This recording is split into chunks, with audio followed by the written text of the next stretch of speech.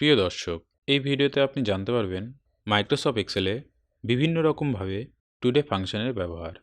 Microsoft এক্সেলে কোনো সেলের ভিতরে ইকুয়াল টু দিয়ে টুডে লিখে ব্র্যাকেট ওপেন এবং ব্র্যাকেট ক্লোজ করে এন্টার করলে এক্সেল সবসময় আজকের ডেটটিকে শো করবে।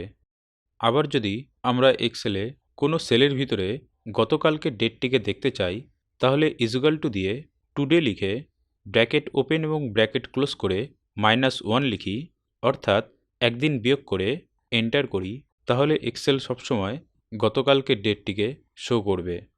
সেম একই রকমভাবে আমরা যদি কোনো সেলের ভিতরে কালকের ডেটটিকে দেখতে চাই, তাহলে ইকুয়াল টু দিয়ে টুডে লিখে ব্র্যাকেট ওপেন এবং ব্র্যাকেট ক্লোজ করে +1 লিখি, অর্থাৎ একদিন যোগ করে এন্টার করি, তাহলে এক্সেল সবসময় কালকের ডেটটিকে শো করবে। সেম একই রকম পদ্ধতিতে কিন্তু আমরা আজকের ডেটের সাথে তুলনা করে কোনো সেলের ভিতরে যতদিন খুশি ততদিন আগের ডেটটিকে বা পরের ডেটটিকে সহজেই লিখতে পারবো। যেমন দেখুন, ফাংশনের সাথে -28 লিখে এন্টার করলাম, তো দেখুন 28 দিন আগের ডেটটি কিন্তু বেরিয়ে গেল। এবং সেম একই রকমভাবে ফাংশনের সাথে +28 লিখে এন্টার করলাম, তো দেখুন 28 দিন পরের ডেটটি বেরিয়ে গেল।